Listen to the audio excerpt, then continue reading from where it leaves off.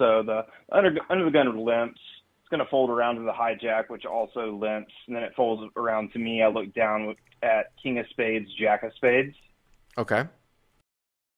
I'm going to raise it up to 35. So, like I said, I don't really know what the standard raise has been on this table, but it's usually about 4x. I'm out of position, 2 limpers, so I'll make it 7x. So you're in the big blind, right? Mm-hmm. Big blind by myself. So under the gun limps, hijack limps. How deep were you guys again? 3150 effective. Pretty deep. Okay. I think that's absolutely I would raise there against 2 limps. All right, so they both call under the gun and hijack. So the pot's 105. Flop's going to be 9 of spades, 7 of diamonds, 3 of clubs. 9 of spades, 7 of diamonds, 3 of clubs. Okay. Yeah, not a great flop, but with 2 overs, backdoor flush, backdoor straight, I decided to lead out for about half pot, 50. I usually size somewhere between third and half, but we're pretty deep, so I just go about half. Okay. Under the gun's going to call and hijack's going to call. Both call. Yep. So the pot's 255 on the turn. Okay. And the turn is queen of spades. So 9 of spades, 7 of diamonds, 3 of clubs. You bet 50. They both call. Pot's 255. You have king jack of spades from the big blind when you raised over the top of 2 limps. And the turn here is a pretty good combo card for you here. It's the queen of spades. You pick up a straight flush draw. Yeah, I don't really think there's a better card outside the 10 of spades. What do you think? I mean, 10 of spades, I've got a double cut. Yeah. Flush draw. The only thing with the 10 of spades, though, is that it might give you more equity, but you might not get as many folds against 2 people on the turn. I mean, personally, I would probably like to see the ace of spades here. Right. I think that's probably the best barrel card for you. Exactly. I would rather take the ace of spades than the queen of spades. For the fold equity reasons. But yeah, I mean, I think that a queen here is in essence, a disconnected blank card here, right? I mean, somebody could have jack 10, which is a gutter that turns like open-ended now, but you've got a jack in your hand. So of course I would fire again, and I might go like something very large, 200 to 250, something like that. So I went about 75%. I went 185. I sized up a little bit, but sounds like not enough. Just because we're so deep, hindsight.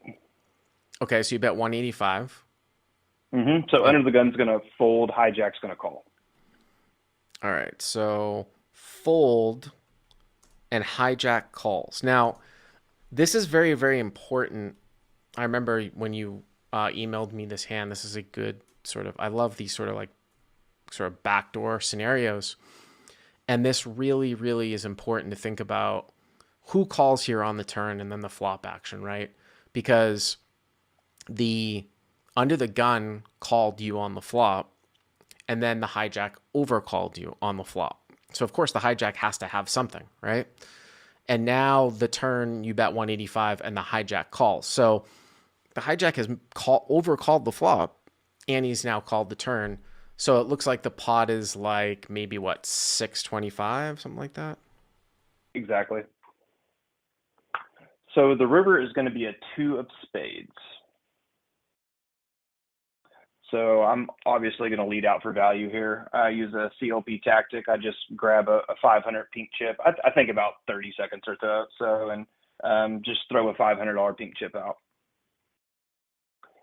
And he is going to think about it for about 30 seconds, and then he's going to go ahead and raise me up to 1,400. All right. So you're getting raised when the backdoor comes in to 1,400. This is very, very interesting here. By the way, the CLP tactic that you're talking about is spiking the pot up with large chips. I know where you're going with that, but it kind of doesn't necessarily apply in this case. So when you're talking about the CLP tactic of using oversized chips, and I'm a big fan of using oversized chips because I always say it shows my opponent how much money is in the pot, because a lot of guys don't keep track of it. And if I'm value betting, I would rather have large chips in the pot to make an effective, larger value bet at the end. So if the pot's 1,000, I'd rather have, 7 or 8 blacks or whites or whatever the $100 chips are than just like a mountain of like $5 chips, because they can't really see the size. So here at the end, it doesn't really matter because you're going to say 500. He knows it's 500, right? It's going to be looking at the pot. Like like spiking the pot up on the turn, I would bet with two $100 chips. Like I wouldn't cut out like 185. You know what I mean? But so it's 9 of spades, 7 of diamonds, 3 of clubs. Turns a queen of spades. You have king jack of spades. You bet flop and turn. River's the deuce of spades. So the backdoor comes in. You bet 500. Hijack raises you basically to 1400. So obviously the two options that you have here are to call. Well, you have 3 options, but folding's not going to be one of them, right? Yeah, folding is completely out of the question. So you have the option to call, and then you have the option to raise all in, it looks like. It doesn't look like you can really make it anything less than all in here. I mean, yeah, if I shove, the pot's going to be 4,900 and about 1,500 for him to call. Yeah. So this is what I would say here, because this is really interesting. If we can just sort of visualize here the flop, 9 of spades, 7 of diamonds, 3 of clubs. And I'm going to keep coming back to what I said is that this guy overcalled on the flop. And what I would say here is that he's obviously representing a flush. I mean, the real question comes in is that, okay, let's take a look at what flushes are higher than ours and what flushes are obviously lower than ours. The 9 of spades is out there. I think that's pretty important. I know that you say it's sort of Dallas and like, you might not necessarily know the player. He's not really supposed to be overcalling here with, say, ace 7 of spades or ace 3 of spades because somebody called in between. Now, if the under the gun had not called on the flop, I think this changes things a fair amount. It changes things a fair amount with hand reading. But the way that this hand has played out, and the fact that really it's very, very hard for him to have a nut flush here, because there isn't like a 1-card straight draw he can have with the nut flush either. Like if it was 9-7-6, he could have ace 8 of spades. He could have ace 10 of spades, right? It's 9-7-3. Also, the top pair has a spade in it. So really, what are you losing to here that is somewhat reasonable that would be the nut flush, even though he's not even really supposed to have ace 7 of spades? I mean, it's like ace 7 of spades and ace 3 of spades, really. I mean, unless the guy is so far out to lunch, but we can't make that assumption. Now, what about lower flush draws? So, well, there can be a bevy of lower flush draws here that he might make this raise with because, again, he's not really supposed to overcall with middle pair, but say he's got like 6-7 of spades, but there's plenty of straight draws out there too here, like a 5-6, which is double gutted, 8-10. We talked about, well, you can't have jack 10 because you have a jack in your hand. Jack 8 of spades. My point being is that there are going to be more straight draws, I feel like, that are going to back into spades that you beat here than nut flushes, because I can only really see ace 7 of spades as one of those ones. With that being said, of course, in order for you to jam, you need to, obviously be called more than 50% of the time and be good for it to be, a profitable jam. I think this one's close, but I think that if we really zone into the flop play, I'm jamming here. And I'm jamming because I don't expect anyone TCH Dallas to raise fold the set. Raise fold the backdoor flush, especially you as the pre-flop raiser, and you've bet the whole way. Nobody's raise folding 10-8 of spades here at the end. Bullshit. So I think that this is a jam with king jack of spades. I think it's kind of close. And if he had called, if he was the only one that had called on the flop, I think it's much closer. But yeah, I think that's what I would do. I would jam here. Yeah, that was the main thing I thought about, was like the flushes that beat me and the flushes that don't. And then I'm thinking he can pretty much have any suited connector, 4-3 plus, any suited one gapper, 5-3 plus to 10-8. There's just, even if he's playing like 10-7 suited, 8-5 suited, 7-4 suited, so that's what I'm saying. Suited. Yeah. Mm-hmm. Yeah, and it just felt gross, and I just called, and he had ace 3 of spades. Yeah. He had ace. So, and it shocked him that I had a flush. He thought that I had queens when I just called.